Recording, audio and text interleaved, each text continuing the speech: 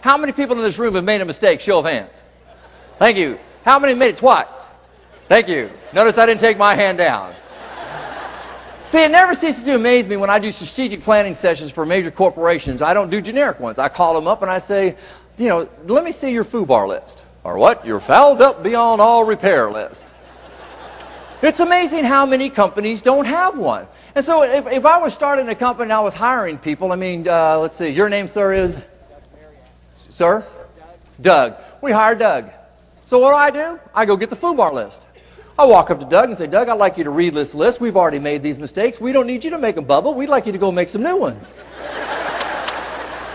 It's amazing how many people don't have that list. For you new ones out there, go to the people that have been there doing this and start asking those questions. If we're going to be the #1 district in the United States, we've got to share that information. Let's don't make the same mistakes over and over and over again. Example, I'm out of the country doing a program for people that manage large skyscrapers, big old tall buildings.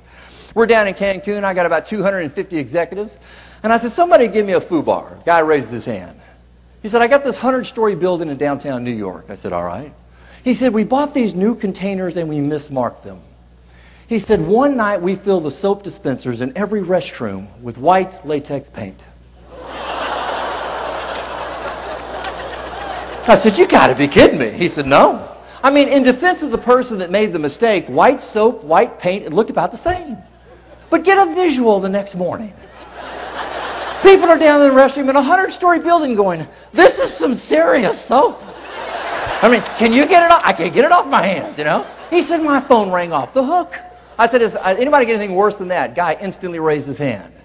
He says, that's nothing. 250 executives went, that's nothing? He said, my people clean the toilet seat tops with phosphoric acid. He says, you don't want to go there. We put rashes in very bad places.